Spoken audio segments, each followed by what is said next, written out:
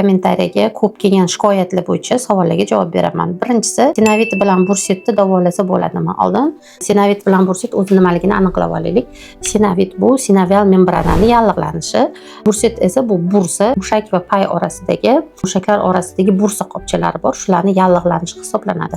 Bu ko'proq nimada uchraydi? Ko'proq jarohatda, ya'ni menisk jarohatida yoki bo'lmasam yallig'lanishda, revmatoid artrit, autoimmun kasalliklarida sinovial membrana va bursa qopchalari yallig'lanish natijasida suyuqlik yig'iladi.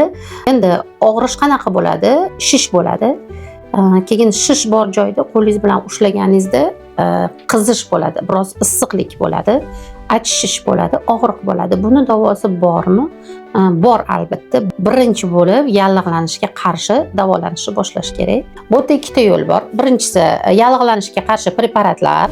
Undan keyin juda suyuqlik ko'payib ketganda bu og'irroq hollarda funksiya qilinadi, ya'ni suyuqlik olinadi. Lekin tabiiy yo'li nima desa, bu tajribada juda ham sinalgan gerodoterapiya, ya'ni shu sohalarga tizza atrofiga zuluk qo'yish. Bu yerda nima bo'ladi? Zulukning so'ligi bor, 100 dan ortiq fermentlar bor. Zulukning so'ligida hammamiz bilamiz antibiotik bor. Bu yerda protivovоспалительный yallig'lanishga qarshi jarayon bo'ladi. Qon aylanishi yaxshilanadi, og'riq qoladi, o'z-o'zidan shish ketadi. Ana shish yo'qolgandan keyin keyingi muolajalarni davom ettirsa bo'ladi.